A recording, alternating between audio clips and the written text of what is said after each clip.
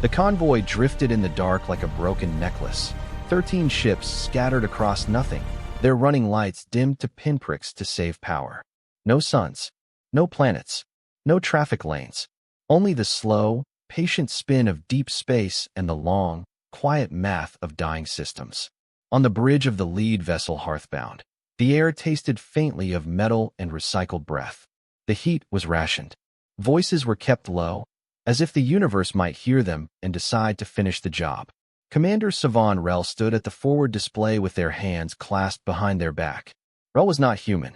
Their species, the Vey, had evolved on a warm ocean world, where storms came loud and quick and never lasted. Here, in this empty cold, time itself felt like a predator that never blinked. A status panel hovered beside the main glass.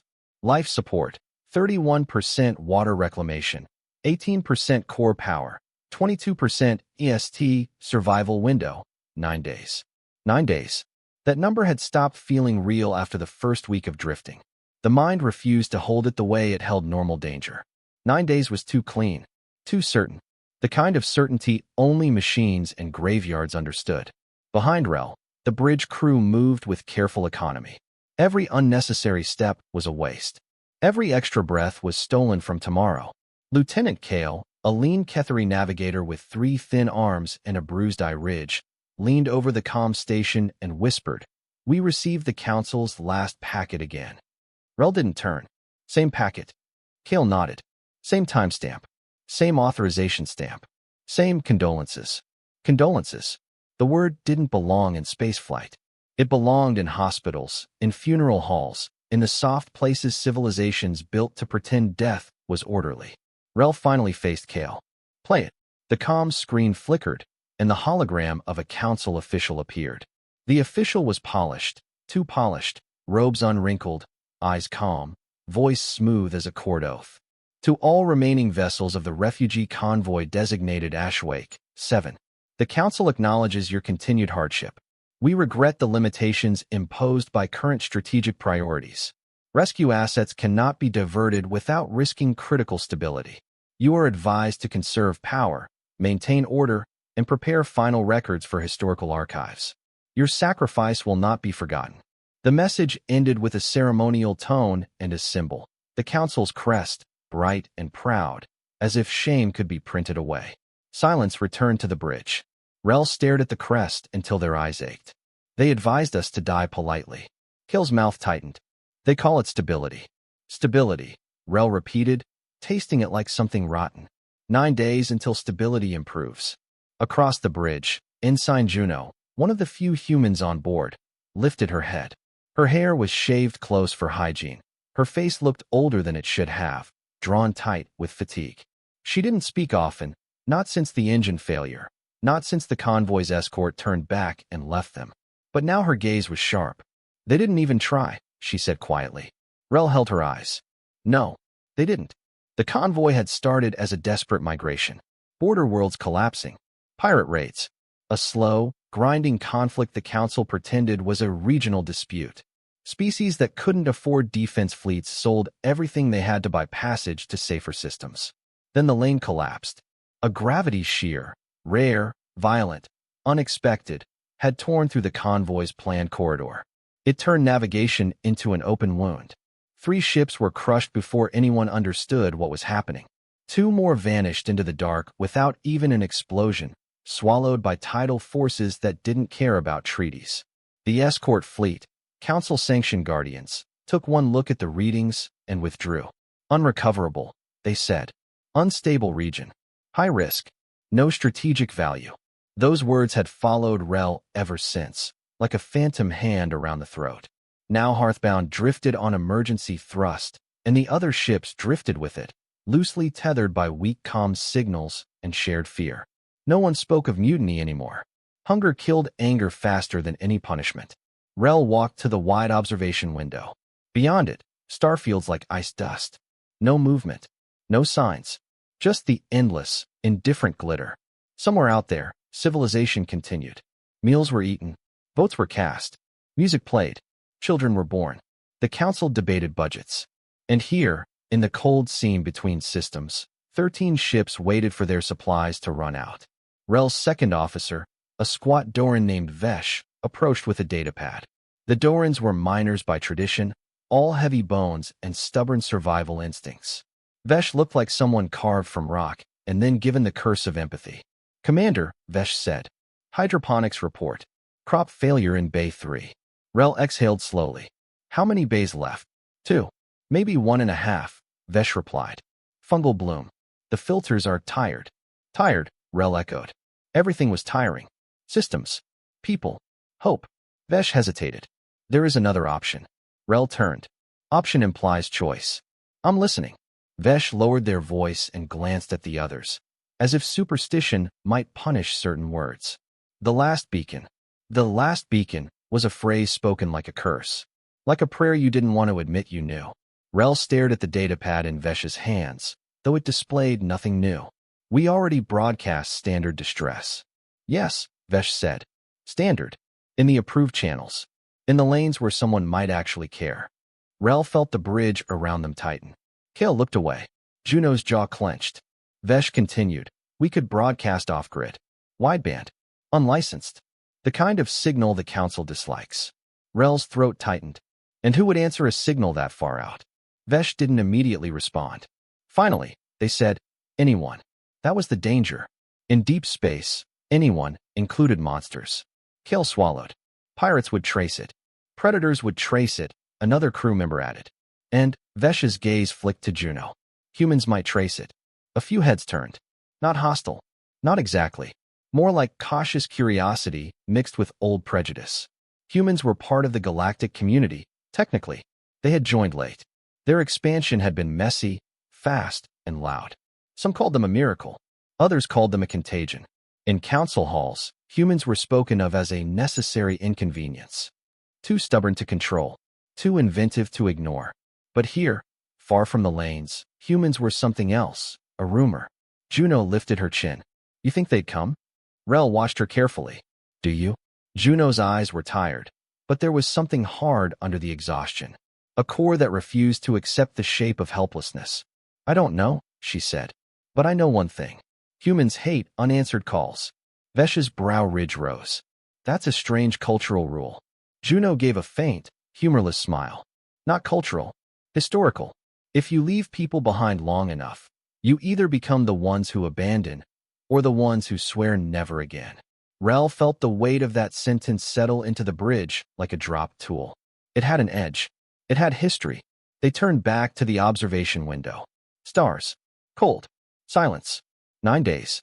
Rel imagined a council chamber full of light and warm air, full of species who would never smell recycled breath until the day it was too late. They imagined the council crest again, bright over a message of condolences. Rel turned back, decision tightening in their chest. "Prepare the beacon," they said. Kale froze. "Commander, we are already dead in the council's ledger," Rel cut in. "Let us at least decide what kind of dead we will be." Kale's hands hovered over the console. "Unlicensed broadband distress carries penalties. Penalties require a living authority to enforce them," Rel said. Vesh's mouth pulled into something like approval. "What frequencies?" Rel looked at Juno. Juno didn't hesitate. "Everything," she said.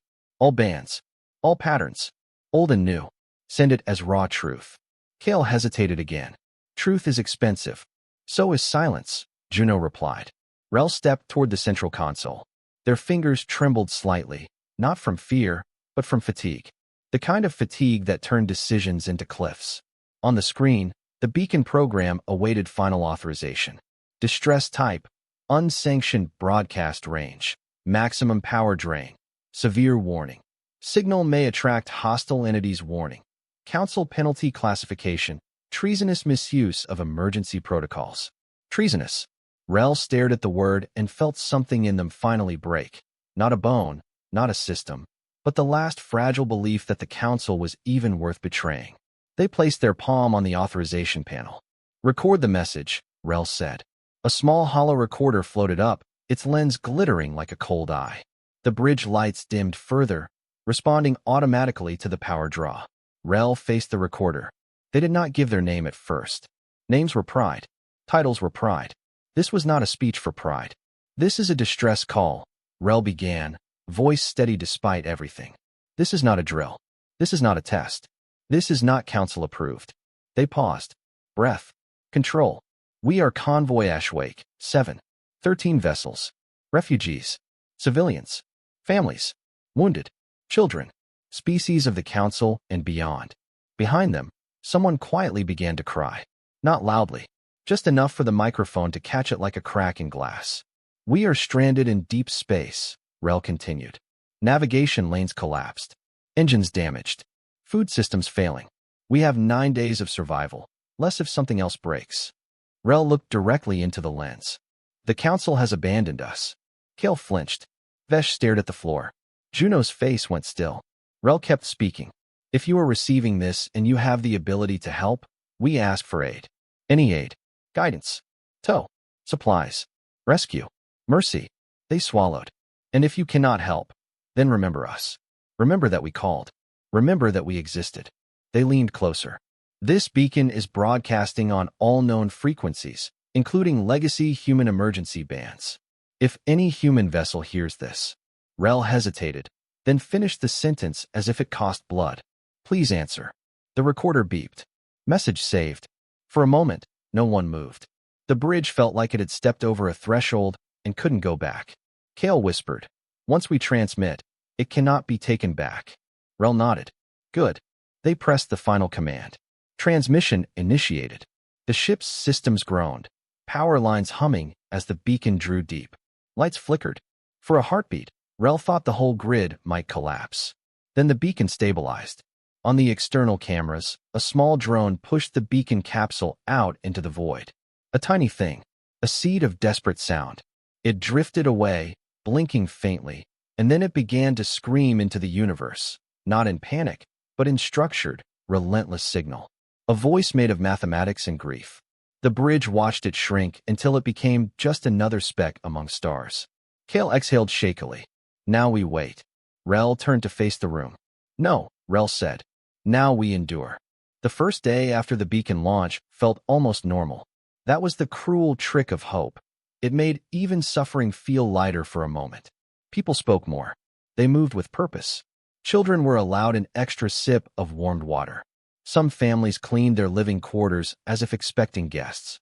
Then the second day came, and the universe did what it always did. Nothing. No response. No signal. No miracle. The third day came, and Hydroponics Bay 2 reported rot. The fourth day came, and a ship at the convoy's edge lost pressure in a mid-deck corridor. 3 died before the seal doors closed. The fifth day came, and the convoy's smallest vessel lantern stopped answering pings. They found it drifting silently, lights out. Inside, the crew had conserved power for too long. Their heaters failed. Their bodies cooled like stones. Rel watched the recovery footage alone. They did not cry. Tears required water. Juno found them later in the corridor outside the observation dome. You did the right thing, she said. Rel's voice was rough. We broadcasted our weakness into the dark. Juno leaned her shoulder against the wall. Sometimes that's the only honest thing left. Rel studied her. You're very calm for someone who might have just called a predator to dinner. Juno looked at the floor for a long moment. My grandmother used to tell me stories, she said. Old human stories. About sailors and storms. Sometimes, when ships were lost, they lit fires. Big ones. On islands. On coasts. Not because they knew someone would see. She looked up. They lit them because if someone did see, it could change everything. Rel's mouth tightened. And if someone else saw? Juno's smile vanished. Then you fight. Or you bargain. Or you die on your feet instead of on your knees. Rel stared at her, and for the first time since the escort fleet turned back, something like admiration stirred in them. Humans were strange. Not fearless, but unwilling to accept abandonment as final. On the 6th day, the ship's long-range sensors picked up a flicker. Kale called it in with a voice that did not know whether to hope or pray. Commander. Unknown signal spike. Extremely faint. Rel moved to the console, so fast their joints ached. Source. Kale's fingers danced over the controls, pulling the noise apart from the background radiation. It's not a standard comm packet, Kale said. It's structured. Vesh stepped closer. From where? Kale's screen projected coordinates. Empty space. A region the charts marked as irrelevant. Rel's pulse hammered. Is it responding to our beacon? Kale hesitated. I don't know. Juno appeared behind them, eyes narrowed. Play it. Kale boosted the signal, translating it into audible form. At first it sounded like static, soft crackling, like snow against a window. Then a pattern emerged. Not speech. A tone sequence. Regular. Controlled. Intentional. Rel felt their skin prickle. Is that? Vesh began. Juno finished it, voice low and certain. That's a ping. Old human style. Automated handshake. Kale stared. But the frequency. No one uses that anymore. Juno didn't smile. Not even a little. Humans do, she said. When they don't want the council listening. The bridge went silent again, but this time the silence was alive. Rel leaned closer to the console. Send a response. Minimal. Confirm we are here. Kale's fingers trembled as they typed the return burst. A simple identification, position lock, survival status. The response shot into the void. They waited. Seconds stretched like hours. Then the sensor spiked again. A stronger signal this time. Clear enough to translate.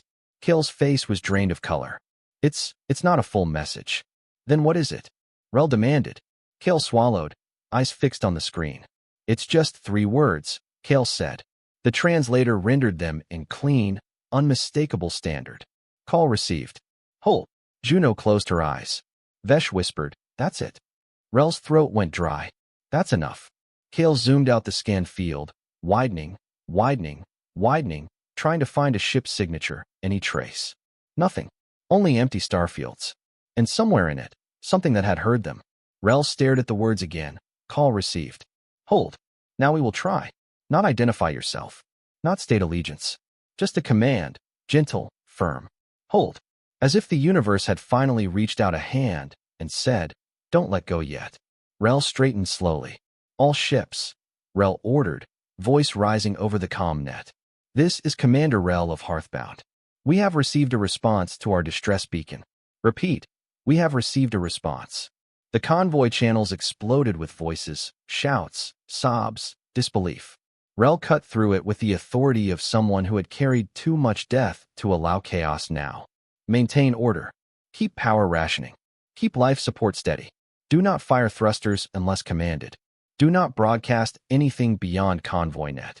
They paused, then added the words that felt unreal to say. Someone is coming. Rel turned back to the forward window. The starfield stared back, cold and endless. But now, somewhere out there, the silence has changed. It was no longer empty. It was waiting. The waiting was worse than the dying. After the message, call received. Hold. The convoy changed in ways no system diagnostic could measure. Fear did not vanish. Hunger did not ease. The dead did not return. But something invisible rewired the silence. It was no longer the silence of abandonment. It was the silence before my arrival. Commander Rel ordered strict emission control. No external broadcasts. No active scans beyond passive sensors. If someone had answered the call, the last thing Rel intended was to spook them or announce their position to something else. Because deep space never listened with only one ear. On the bridge, time stretched thin. Every crew member watched the sensor overlays as if staring hard enough might pull a ship out of nothing. The stars did not change. Radiation drifted. Background noise hummed like the breath of a sleeping beast. Hours passed. Then Kale spoke, voice low and tight. Commander, I'm seeing something. It's not mass. Not energy. It's absence. Rel stepped to the console. Define absence. Kale adjusted filters, stacking layers of probability modeling over raw data. There's a region where expected background radiation just drops. Like space forgot how to be space. Vesh frowned. A shadow. No, Kale said. A subtraction. Juno leaned in, eyes narrowing. That's not a ship signature. No, Kale agreed. It's what happens before one. Rel felt the faintest chill ripple along their spine. Distance. Kale checked again. Hard to say. It's not moving through space normally. It's redefining where space is allowed to exist. Silence followed. Even the ambient hum of the bridge felt suddenly too loud. Vesh spoke first. That violates at least 12 known physical laws. Juno exhaled slowly. Humans are very good at that. Before Rel could respond, the convoy-wide alert chimed. Not an alarm, but a priority signal. One of the civilian ships, Blue Ember, had broken formation. Rel snapped upright. Why are they maneuvering? Kale's hands flew. They're spooling thrusters. Commander, they're trying to run. Rel swore under their breath and opened a channel. Blue Ember, this is Hearthbound. Cut thrust immediately. You will destabilize the convoy. The response came back panicked, overlapping voices shouting over each other. They're coming. We saw it first. We won't wait to be eaten. Rel clenched their jaws. Who is speaking? A face filled the hollow, an elderly Mirran civilian, eyes too wide, skin flushed with fear. We picked up the same thing you did. That hole in space. We won't sit still while something like that finds us. Rel leaned closer to the projection. You don't know what that is. And neither do you. Mirran snapped. We are not dying quietly. Juno stepped forward, voice sharp but controlled. Listen to me. Running won't help. Whatever this is, it answered a distress call that half the galaxy ignored. That matters. Mirran hesitated. Fear warred with desperation. You think it's human. I know it is, Juno said. And if I'm wrong, accelerating away alone will only make you the first target. Behind Mirran, someone screamed. A warning klaxon howled faintly through their ship's audio feed. Kale swore. Their reactor's overloading. They're pushing it too hard. Rel made a decision that would haunt them if it failed. Kale, override their thrust remotely. That's a violation. Do it. Kale hesitated only a fraction of a second, then complied. The blue ember's thrust flared and cut abruptly. The ship lurched, tumbling slightly before stabilization systems caught. The Mirran shouted, furious and terrified. You don't get to decide for us. Rel met their gaze.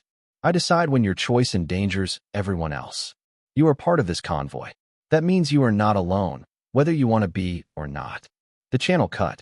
For a long moment, no one spoke. Then Vesh said quietly, if this goes wrong, they'll never forgive you. Rel nodded.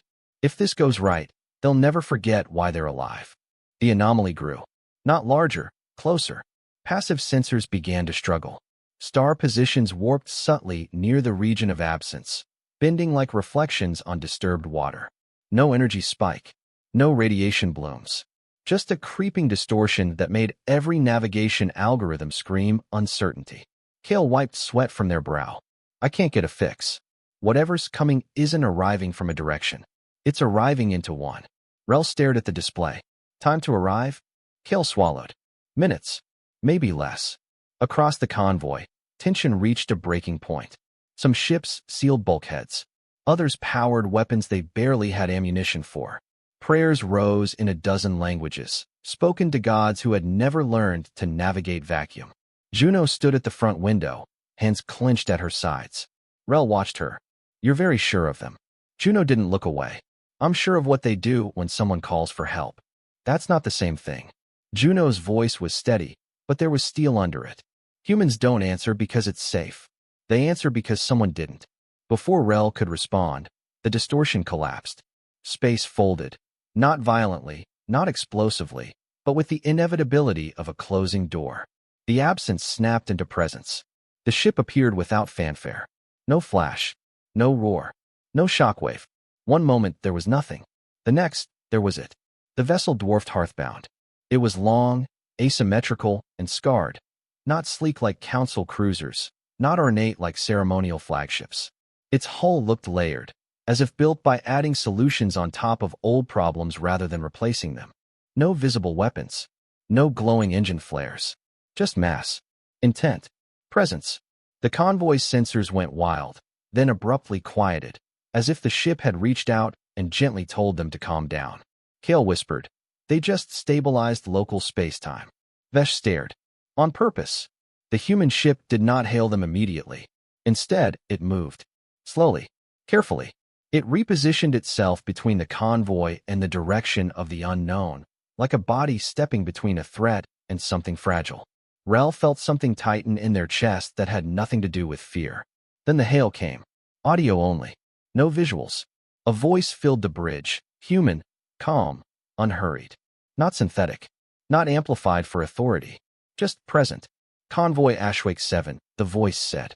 This is the human vessel Aegis Drift. We have your position and your status. A pause. You did not exaggerate. Rel stepped forward. This is Commander Savan Rel of the lead vessel Hearthbound. We did not expect an answer. The voice carried something that might have been dry humor. You shouldn't have. Most people wouldn't. Another pause. Longer this time. We are initiating stabilization protocols. Do not maneuver. Do not power weapons. Do not attempt to scan us actively. Passive observation only. Vesh muttered. They give orders like they already own the space. Rel didn't disagree. Juno spoke up, voice tight. Aegis drift. On behalf of the convoy, thank you. The reply was immediate, and this time, softer. Message received, the human said. But this isn't gratitude time. This is survival time. On the main display, data began to scroll. Schematics, power graphs, environmental overlays. The human ship was interfacing with the convoy's systems without requesting access. Kale stared. They just bypassed our encryption. Rel's eyes narrowed. Can you stop them? Kale checked. Then they shook their heads slowly. No. And they're fixing things. Life support efficiency ticked up by fractional percentages. Power fluctuations smoothed. Failing subsystems stabilized, not repaired, but held, like a hand pressed against a wound. Vesh let out a breath they'd been holding for days. They're buying us time. Yes, Rel said quietly. At a cost we don't yet understand. The human voice returned. Commander Rel, we're going to ask you some questions. None of them will be comfortable. Rel straightened. Ask. Who ordered your escort to withdraw? Rel hesitated only a second. The council. Which members? Rel named them. The bridge felt colder. The human sighed. Not angrily, not sadly. Just tired. That matches our data. Juno frowned. You knew already? We suspected, the human replied. Now we're certain. Another pause. There is something else out here. The human continued. Not us. Not you. Something old. Something that reacts to distress signals by following them. Rel's breath caught. The anomaly. Yes, the human said. It heard your call too. Vesh's voice dropped to a whisper. Then why answer at all? The human's reply came without hesitation. Because if we didn't, the voice said, it would arrive first. The lights on the bridge dimmed slightly as power rerouted. Outside, the stars bent, subtly, ominously, around the human ship's hull. Rel realized, with a clarity that bordered on terror, that Aegis drift was not here just to rescue them. It was here to stand between the convoy and something the council had decided was easier to ignore. And humans, apparently, did not ignore things that hunted the abandoned. The thing about being saved is that it never happens all at once. It begins with relief, sharp and disorienting, followed almost immediately by fear. Because rescue does not erase danger. It only changes its shape. The presence of the human ship rewrote the rhythm of the convoy. Systems that had been failing for days now hovered in a strange, unnatural equilibrium. Not repaired, not restored, simply held, as if reality itself had been persuaded to pause. Commander Rel watched the readout scroll past, unease growing with every stabilized number. This isn't sustainable, Rel said quietly. Kale nodded, fingers dancing across the console. No, they're forcing balance. Overriding entropy locally. It's like propping up a collapsing structure with sheer will. Juno didn't look away from the forward window. The human ship hung there, silent, immense, scarred. It looked less like a product of careful design and more like a survivor that refused to die properly. That's how they build things, she said. Not to last forever. To last long enough. Rel turned to her. Long enough for what? Juno hesitated. For people to get out. The first internal conflict came sooner than expected. It began on Saffron Wake, one of the mid-sized civilian transports carrying 3 different species with a long history of mutual distrust. The moment word spread that humans had arrived, and that the council had ordered the convoy abandoned, old resentments ignited. Rel received the alert mid-briefing. Commander, Vesh said, voice tight. We have a situation. Saffron Wake reports armed confrontation in Habitation Ring 4. Rel straightened. Cause. Vesh grimaced. They're arguing about who the humans will save first. The words hit harder than any weapon. Rel opened a channel immediately. The audio feed erupted with overlapping shouts, accusations, fear, desperation. Someone screamed about ration theft. Someone else invoked ancient grudges. Survival had stripped away the thin veneer of unity. Rel's voice cut through the chaos. This is Commander Rel. Stand down immediately. A voice shouted back, bitter and raw. Easy for you to say. You're on the lead ship. You'll be first in line when the humans decide who lives. Rel felt a cold anger rise. No one is in line. No one is being chosen.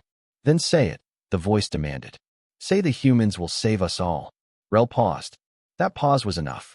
The silence stretched, heavy and revealing. Rel realized, with a sinking weight, that they could not say those words. Not honestly. Not yet. Because the truth was this. The human ship had not promised rescue. It had promised intervention. The human captain did not appear on screen when Rel requested a private channel. Instead, a secondary voice answered, different tone, different cadence. This is Operations Officer Hale, the voice said. Captain is currently occupied. Occupied doing what? Rel asked. Another pause. Shorter. Sharper. Watching the dark, Hale replied. Rel's skin prickled. You said something else that answered our call. Yes. And it is moving, Hale said. Slowly. Intentionally. Rel clenched their jaws. Toward us. Towards signals, Hale corrected. You. Us. Anyone loud enough to be noticed. Rel gestured helplessly at the displays. Then why are you stabilizing us? Why not evacuate immediately? Hale's voice hardened, not cruel, but firm. Because if we move you now, it will follow. And if it reaches populated space, billions die instead of thousands. Rel closed their eyes. There it was. The moral cliff. You're using us as bait, Rel said. No, Hale replied. We're using ourselves as a shield. You're just attached. Rel opened their eyes. That is not reassuring. It's not meant to be, Hale said. It's meant to be honest. The second conflict came from within the humans themselves. Juno discovered it by accident. She was in a maintenance corridor near the shared interface point where human systems meshed, temporarily and forcibly, with convoy infrastructure. She hadn't meant to listen. But human voices carried strangely through the structure, sharper, more directional. Core strain at 68%, a voice said. We can't keep holding this much mass together. Another voice, older, rougher. We don't need forever. That's what you said last time. A pause. Last time fewer people were watching, the older voice replied. Juno leaned closer, heart pounding. If the captain doesn't disengage soon, the first voice continued, we'll lose drift control. Best case, we burn out here. Worst case, we tear a hole big enough for it to come through faster. The older voice finished. Silence followed. Then footsteps. Juno stepped back just as a human engineer rounded the corner. He froze when he saw her. They stared at each other, two survivors from different edges of the same catastrophe. You weren't supposed to hear that, he said. Juno swallowed. Are you going to abandon us? The engineer's expression shifted, not guilt, not anger. Something heavier. No, he said. We're trying to decide how many ways we can lose without making it worse. The third conflict arrived uninvited. The council finally broke their silence, not with apology, but with force. Kill detected it first. Multiple FTL signatures. Council enforcement fleet. Heavy configuration. Rel's blood ran cold. They're coming here? Yes, Kale said. And they're broadcasting a narrowband message to the humans. The transmission cut through the bridge, cold and precise. Unregistered human vessel. You are interfering with a sanctioned quarantine zone. Disengage immediately and withdraw. Any further action will be considered hostile. Juno laughed once, sharp and humorless. Quarantine. That's what they're calling abandonment now. Rel felt the weight of leadership settle deeper into their bones. Open channel to the human captain. Now. This time, the captain answered. The hollow resolved into the image of a human woman. Older than Juno, scarred, eyes sharp with the kind of awareness that never turned off. She wore no formal uniform. Just layered fabric and a symbol burned into her collar. Not a flag, but a warning marker. I was wondering when they'd show up, the captain said calmly. Rel didn't waste time. The council fleet will be here within hours. Yes, the captain agreed. That tracks. They outgun us, Rel said. They outnumber you. The captain's mouth twitched. Also true. Rel stepped closer to the projection. Then tell me this.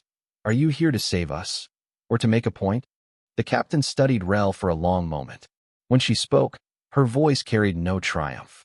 I'm here, she said. Because someone answered a call that shouldn't have gone unanswered. What happens next depends on how many lies the galaxy is willing to keep telling itself. Outside the viewport, space trembled, just slightly, as if something vast shifted its attention. Kale whispered, Commander, The other anomaly just accelerated. Rel's breath caught. How long? Kale checked the numbers, hands shaking. Hours. Maybe less. The human captain's gaze flicked to unseen data. Her jaw tightened. All right, she said quietly. That shortens the list. Rel stared at her. The list of what? The captain met their eyes. The list of things we're willing to sacrifice, she said. Including ourselves. The stars outside bent again, harder this time. And for the first time since the beacon was sent, Rel understood the full weight of what it meant when humans answered a call. They did not come to restore order. They came to decide where the damage would stop. The council fleet arrived in formation. Perfect, symmetrical, beautiful in the way only something very sure of its own authority could be. 8 warships slid out of folded space in a disciplined arc, their hulls gleaming with ceremonial alloy and treaty-compliant weaponry. They did not rush. They did not scramble. They claimed the region simply by being there. Commander Rel watched them appear, one by one, each emergence tightening the air on the bridge like a closing fist. Kale whispered, "They're not scanning the anomaly." Rel's eyes narrowed. "They're not here for that." "No," Kale said. "They're here for us." The council flagship opened a channel immediately. This time, there were no condolences. "This is High Marshal Turvain of the Council Enforcement Arm," the voice announced. "Convoy Ashwake 7. You are in violation of Quarantine Directive 973. Power down and prepare for boarding." Rel stepped forward, spine straight. "High Marshal, this convoy was never informed of any quarantine." "You were informed by circumstance," Turvain replied smoothly. "Your presence here is a risk vector. You will comply." Juno's hands curled into fists. "They're calling us a disease." Before Rel could answer, the human captain cut in, uninvited. "This is Captain Alara Voss of the human vessel Aegis Drift," she said. "You're trespassing in an active rescue zone." There was a fractional pause, just enough to register surprise. "Human vessel," Turvain said. "You have no standing here. Withdraw immediately." Voss leaned back slightly, expression almost bored. "You're confusing standing with permission." The temperature on the bridge seemed to drop. Rel felt it then, a subtle pressure, like a storm gathering behind the eyes. The other anomaly. The hunter. It was closer now, no longer a distant concept, but a presence that pressed against the edge of perception. Kale swallowed. "Commander, the thing out there is reacting to the fleet's mass. More signals. More noise." Turvain continued, unaware or uncaring. "Captain Voss, your interference is noted. You will disengage or be fired upon." Voss's gaze hardened. "If you fire, you'll destabilize local spacetime. Your own ships will be torn apart before my hull even warms." "A beat. You know this," Voss added. "Your science division sent us the models 10 years ago." Silence crackled over the channel. Rel stared. They knew. Vesh's voice shook with quiet fury. "They always know." The council marshal recovered quickly. "Even if that is true, the risk is acceptable." That word again. Acceptable. Rel felt something inside them finally snap. Not rage, not fear, but a deep, corrosive clarity. "You're not here to quarantine us," Rel said, broadcasting on an open channel. "You're here to erase evidence. Living evidence." Turvain did not deny it. "History requires difficult edits." Voss leaned forward. "Funny thing about edits," she said. "Sometimes the footnotes survive." She made a small gesture, barely noticeable. Across the convoy, human systems flared. Not weapons, but transmitters. Data poured outward in a focused burst, racing ahead of light on quantum entanglement channels. Kale gasped. "They're broadcasting council archives. Classified traffic. Withdrawal orders. Casualty projections." "Where?" Rel demanded. Voss answered calmly. "Every border system the council ever ignored." The marshal's voice sharpened. "Cease transmission immediately." "You're too late," Voss replied. "Truth doesn't wait for permission." Outside, the stars bent sharply, violently this time. Space groaned like stressed metal. The second anomaly revealed itself not as a shape, but as a movement of absence, a region where physics thinned and screamed. Kale's voice rose in panic. "It's here. Less than 1 light minute." Council ships shifted formation at last, weapons charging. Turvain snapped. "All units." He never finished the order. The anomaly surged. Not toward the convoy. Toward the largest signal. Toward the council fleet. What followed was not an explosion, but a distortion so profound it made the mind recoil. One council cruiser simply ceased to agree with reality. Its hull elongated, twisted, and then folded inward like wet paper pulled through a keyhole. Screams filled the channel, cut short as the ship vanished. The remaining fleet broke formation instantly, panic replacing discipline. "Fire!" someone shouted. Energy lanced through space, bright and useless, vanishing into warped geometry. Voss did not raise her voice. "All convoy vessels, brace. We're going to make ourselves very loud." Rel's eyes widened. "You'll draw it here." "Yes," Voss said. "That's the point." The Aegis drift moved. For the first time since arriving, its hull flared, not with weapons fire, but with layered gravitational fields that rippled outward like shields made of force and intent. The convoy was pulled gently inward, cradled behind the human ship as if behind a moving wall. Vesh whispered, awed, "They're not shielding us. They're anchoring us," Kale said, using themselves as the reference frame. Rel understood the cost instantly. "You can't hold that," Rel said. "Your ship will tear itself apart." Voss met Rel's gaze through the hollow. "Yes," she said simply. The anomaly slammed into the human defenses like a tidal wave hitting a cliff. Space screamed. Time stuttered. Systems across the convoy overloaded and then stabilized again as the human ship absorbed the impossible strain. Council vessels fled, breaking ranks, scattering. No longer enforcers, just survivors. Tervain's voice returned one last time, raw with fear. "You're insane. You'll doom us all." Voss's reply was quiet. "No," she said. "We're choosing who doesn't get left behind." The Aegis drift's hull fractured in places, layers peeling away to reveal older scars beneath. Human crew status indicators flickered, some going dark. Juno whispered, tears streaming freely now. "They're dying." Rel's hands shook. "Why would they do this?" Juno answered through sobs and pride and terror all at once. "Because if someone has to be abandoned," she said, "humans decided a long time ago it wouldn't be the helpless." The anomaly recoiled, not destroyed, not defeated, but denied its prey. It thrashed once more, then slid away into deeper dark, following the retreating council fleet like a predator chasing wounded animals. Silence crashed down, heavier than before. Outside, the stars slowly, painfully returned to their proper places.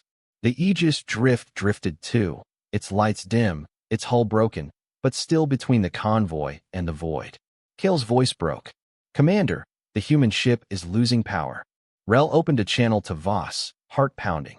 "Captain," Rel said, "you're not allowed to die. Not after this." Voss smiled faintly, exhaustion carved deep into her face. "Funny," she said. "That's what we told ourselves too." Behind her, alarms wailed. And for the first time, humanity, the saviors, the shield, the impossible answer, stood on the edge of being the ones who needed rescuing. Silence after catastrophe is never empty. It is crowded with things that refuse to be spoken. The Aegis drifted, no longer an anchor, no longer a wall, just a wounded giant slowly bleeding power into the dark. Sections of its hull were gone entirely, peeled away like bark from a burned tree.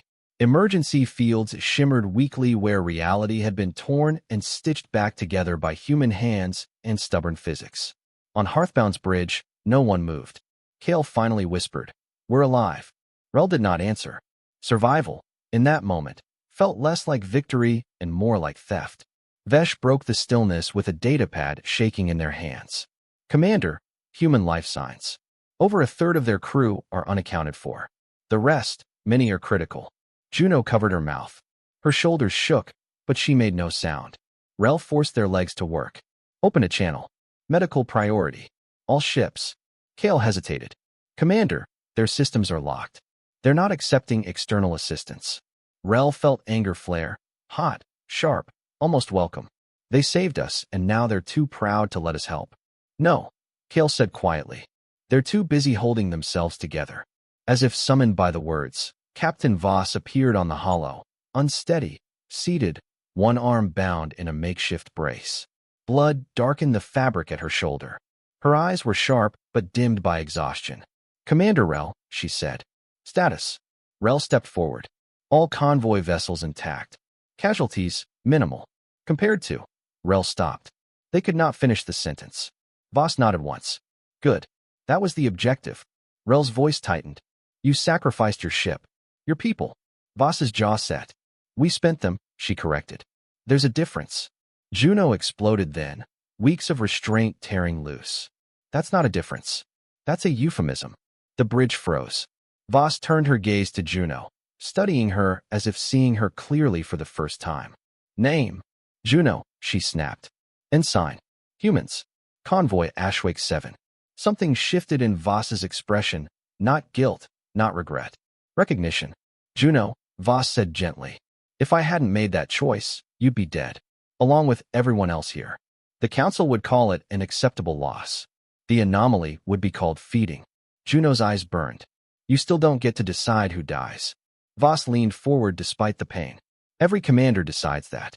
The only question is whether they pretend they didn't. The words landed like a verdict. Rel stepped between them, not physically, but with authority. Captain, you are no longer in a position to dictate terms. Voss smiled faintly. I was wondering when you'd say that. The convoy will not leave you behind, Rel continued. Not after what you've done. That wasn't part of the plan, Voss replied. Plans change, Rel said. You taught us that. For a long moment, the human captain said nothing. Alarms echoed faintly behind her.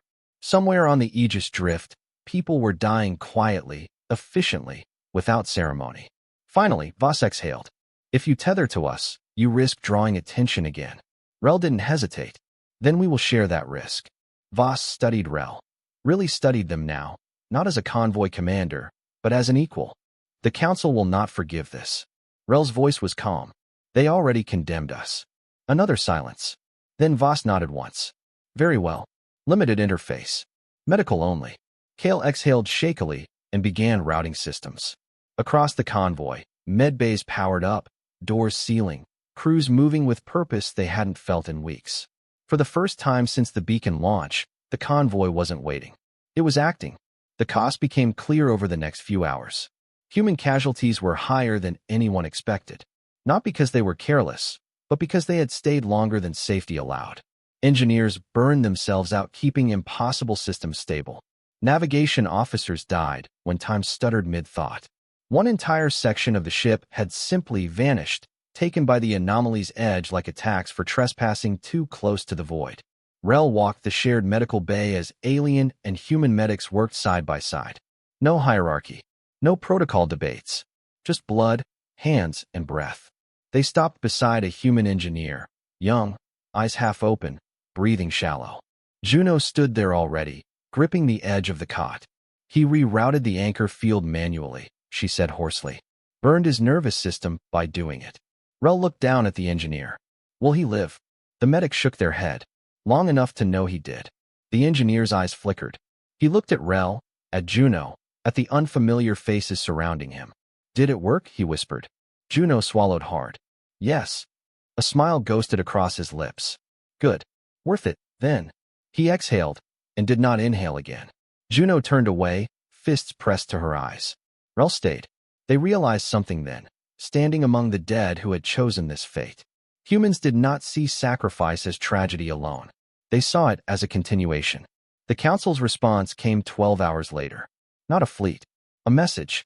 It was broadcast openly, without encryption, dripping with political theater. Following the unfortunate destabilization incident in an unregulated sector, the council announced, human interference has resulted in catastrophic loss of life and violation of containment protocols. The council hereby designates all participants in Convoy HFY 7 as non-compliant actors. Aid will be withheld pending review. Juno laughed, a raw, broken sound. They're blaming us. Rel's voice was steady. They're afraid. Voss appeared again, paler now, voice weaker. They always are, when their narratives break. Rel turned to her. What happens now? Voss looked past the camera, to the stars beyond. Now the galaxy decides whether it believes what it saw, or whether it keeps pretending abandonment is order. Kale interrupted softly. Commander, multiple independent signals detected. Order systems. Fringe worlds. They are responding. Rel's eyes widened. Responding how? Kale smiled for the first time in weeks. They're asking for instructions. Voss chuckled weakly. That's new. Rel straightened. No, Rel said. They're asking for permission. Rel looked around the bridge, at Kale, at Vesh, at Juno, at the wounded human ship still tethered to them like a scar that refused to fade. Tell them this, Rel said. No one needs permission to answer a distress call. The message went out, not as command, not as rebellion, but as precedent. Across the dark, small lights flickered on. Ships, signals, listening ears. The Council had abandoned one convoy. In doing so, they had taught the galaxy something dangerous. That rescue did not belong to authority. It belonged to those willing to pay the cost. And humanity, bleeding, broken, but unbowed, had just shown everyone the price. The galaxy did not change all at once. It never did. Change came the way fractures did, quiet at first, invisible until pressure found the weak points. 3 days after the battle, the convoy was still alive. That alone felt impossible. The ships of HFY 7 drifted in a slow, deliberate formation, no longer scattered, no longer hiding. Tethers of light and data connected hull to hull. Power flowed unevenly but steadily. Life support was held. Water recycled. Children laughed again, softly, as if afraid the sound might break something fragile. The Aegis drift remained at the center. Not commanding, not leading, enduring. Large sections of the human ship were gone. Where hull plating should have been, only layered containment fields shimmered, thin and visibly strained. Emergency lights burned everywhere, bathing corridors in red and amber. The ship looked less like a war vessel now and more like a memorial that refused to finish dying. Commander Rel stood in the shared observation chamber, one of the few spaces where humans and non-humans gathered without rank. Through the transparent alloy, the stars stretched on endlessly, indifferent as ever. Yet something about them felt altered, not brighter, just watched. Juno stood beside Rel, arms folded tightly around herself. She had not slept much since the battle. None of the humans had. Sleep, for them, seemed like a luxury they were afraid to claim. They'll rewrite it, Juno said quietly. Rel did not ask who. The Council, Juno continued. They'll say the anomaly was a natural disaster, that the fleet acted heroically, that the humans were reckless. Rel nodded slowly. They always do. Juno's voice hardened. Then why does it feel different this time? Rel gestured toward the stars. Because this time, witnesses survived. Captain Alara Voss was dying. Not quickly, not dramatically, but inevitably. The medical teams, human and alien alike, had done everything possible. They stabilized her, reduced the internal damage, slowed the cascade of failures caused by prolonged exposure to warped space-time. But the truth could not be repaired. She had stayed too long inside the anchor field. Her body had paid the price. Rel stood at her bedside in the Aegis Drift's infirmary. The room was quiet, lit by low white light. Machines hummed softly, keeping time with a heart that refused to quit on schedule. Voss opened her eyes as Rel approached. You're still here, she said faintly. So are you, Rel replied. Voss smiled weakly. Stubborn, remember? Rel hesitated, then spoke. You never asked for thanks. No, Voss said. Because gratitude turns choices into debts. Rel considered that. Then what do you want? Voss's gaze drifted to the ceiling, as if she could see through it. A record, she said. Not an official one. Not a council-approved lie. She looked back at Rel. I want someone who isn't human to remember why we came. Rel felt the weight of the request settle into their chest. You're afraid humans won't tell it honestly. Voss gave a faint, humorless laugh. We're very good at turning pain into myth. Rel nodded once. Then I will remember. Good, Voss said. Then it won't just be our story. She coughed, a harsh, rattling sound that made the monitors spike. Juno stepped closer, fear flickering across her face. Voss reached out weakly and took Juno's hand. You did well, Voss said. You stayed. Juno's voice broke. You didn't have to die. Voss squeezed her fingers. No, but I chose not to leave. Her breathing slowed. Tell them, she murmured. Tell the galaxy. Humans didn't come to conquer. We came because someone was abandoned. The monitors flattened. Silence followed, thick, heavy, absolute. Juno bowed her head. Rel did not. The signal went out 1 week later. Not from the Council. Not from Earth. From HFY 7. It was transmitted openly, across public channels, translated automatically into dozens of languages. No edits. No polish. No crest. Rel recorded it personally. "This is Commander Savan Rel," the message began, speaking not as a leader, but as a witness. The transmission showed images, raw sensor footage, unfiltered recordings. The Council withdrawal order. The arrival of the human ship. The battle. The dead. This convoy was abandoned, Rel continued. Not because rescue was impossible, but because it was inconvenient. The feed shifted to footage of the Aegis drift, burning, holding, breaking. "A human ship answered a call that was never meant to be answered," Rel said. "They did not ask for allegiance. They did not ask for a reward. They placed themselves between the helpless and the void and paid the price." Rel looked directly into the camera. "If the Council calls this destabilization," Rel said, "then understand this. Stability built on abandonment is not peace. It is a delay." The transmission ended. The galaxy listened. Some systems cut the feed immediately. Others replayed it in secret. A few, quietly, dangerously, responded. Months later, the Council still existed, but it no longer spoke with one voice. Independent rescue flotillas began appearing in border space. Old treaties were questioned. New alliances formed, not around power, but around response. And somewhere in the deep dark, old things listened more carefully than before. Juno stood on the rebuilt bridge of Hearthbound, now serving as a mobile coordination hub for relief operations. The convoy was no longer a convoy. It was a network. She turned to Rel. "Do you think they'll come again?" Rel followed her gaze into the stars. "Yes," Rel said. "But next time, they won't come alone." Far away, beyond mapped space, a human ship, newer, quieter, drifted past the scarred remains of the Aegis drift, which had been left where it fell, its wreckage marked as a navigational warning. A monument. A reminder. The beacon that had started everything still pulsed faintly, its signal echoing outward, layered now with thousands of responses. Some were cries for help. Others were simple acknowledgments. But all of them carried the same truth the galaxy had learned too late. Humans do not arrive first. They arrive when everyone else has decided not to. And when they answer a call, someone, somewhere, survives long enough to remember why that mattered.